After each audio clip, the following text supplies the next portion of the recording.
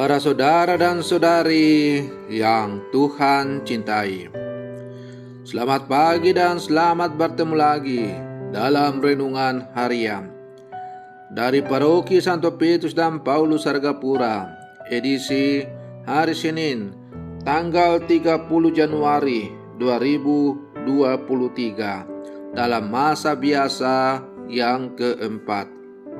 Mengawali hari yang baru ini, kita hendak mendengar dan merenungkan sabda Tuhan. Marilah sebelum kita mendengar dan merenungkan sabda Tuhan, kita berdoa. Dalam nama Bapa dan Putra dan Roh Kudus. Amin. Allah Bapa, sumber kedamaian, setiap orang Kau kenal namanya. Semoga kami mengalami pemeliharaanmu yang penuh kasih sayang, dan perkenankanlah kami memasuki kedamaianmu. Bersabdalah ya Tuhan, kami siap untuk mendengarkan. Terpujilah Engkau Bapa, Putra dan Roh Kudus, kini dan sepanjang segala masa. Amin.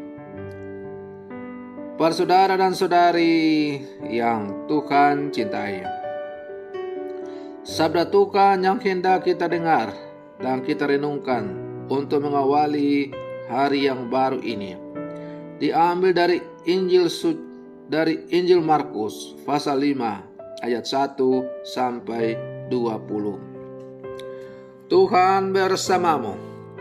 Inilah Injil suci menurut Markus. Sekali peristiwa, sampailah Yesus dan murid-muridnya ke seberang danau Galilea, di daerah orang Gerasa. Baru saja Yesus turun dari perahu, datanglah kepadanya seorang yang kerasukan roh jahat dari pekuburan. Orang itu diam di sana dan tidak ada lagi yang sanggup mengikatnya dengan rantai sekalipun.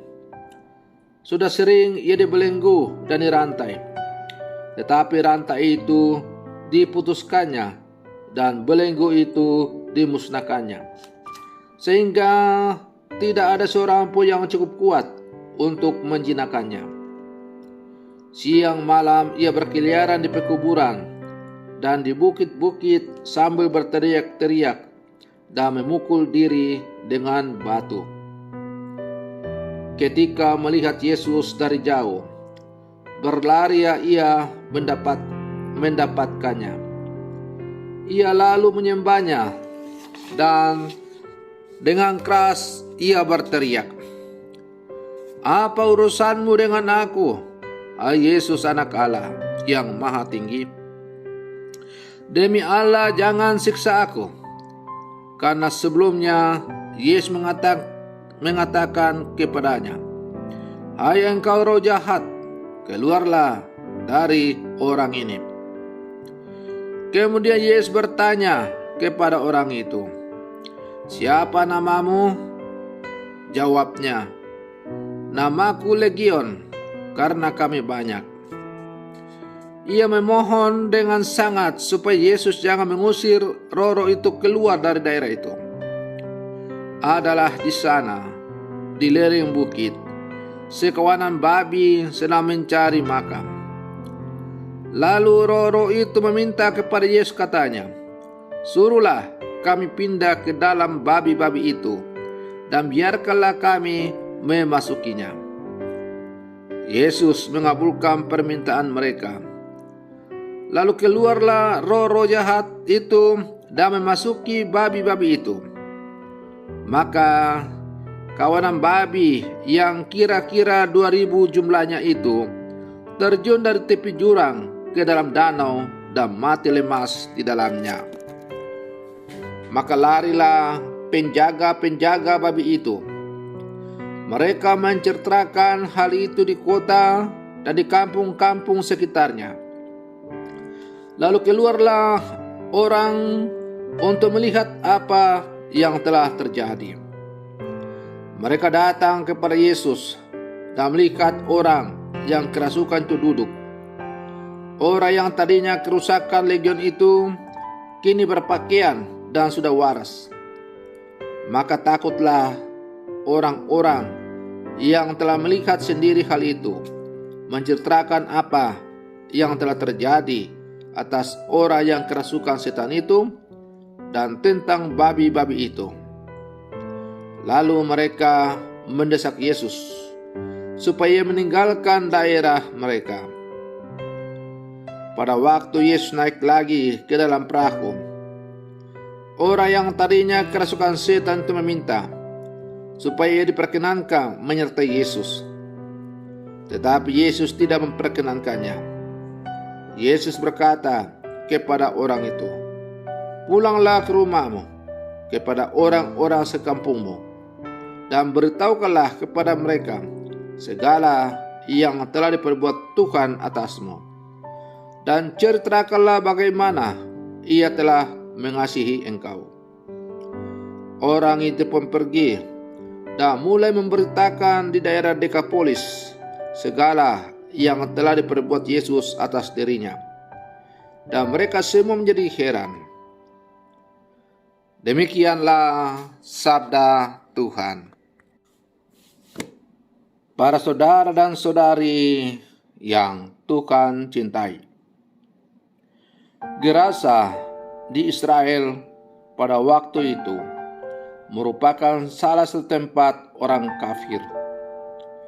Mereka tinggal di gua atau pemakaman serta tempat-tempat yang tidak lazim untuk tinggal. Yesus datang dan hadir di tengah-tengah mereka untuk menyadarkan dan membuka pikiran mereka. Kekuatan roh jahat menguasai orang yang dirasuki setan. Maka kehadiran Yesus mengusik keberadaan roh-roh jahat di daerah itu. Mereka merasa terganggu. Menariknya adalah orang yang kerasukan roh-roh jahat tunduk dan mau mengikuti Yesus. Namun Yesus menghendaki supaya ia mewartakan peristiwa rahmat itu kepada orang lain. Para saudara dan saudari yang Tuhan cintai, iblis tak letih-letihnya merayu manusia untuk berbuat jahat hingga jatuh ke dalam kekelaman dosa. Dan ia memiliki variasi cara untuk memenangkan hati manusia, umumnya melalui hal-hal yang nikmat dan menyenangkan. Manusia seringkali tak mampu mengatakan tidak pada setiap rayuan iblis yang menyenangkan. Para saudara dan saudari yang Tuhan cintai, kuasa iblis bukannya tak merupakan kuasa yang tak terkalahkan. Ia tak selalu mampu memenangkan hati manusia seandainya manusia bersekutu dengan Tuhan. Hanya dengan kekuatan Tuhanlah manusia mampu mengalahkan kuasa dan setiap godaan sejahat. Itulah sebabnya iblis dalam diri pemuda di daerah Gerasa berteriak ketakutan di hadapan Yesus. Dalam kisah Injil yang kita dengar pada hari ini, kita diajar untuk merenungkan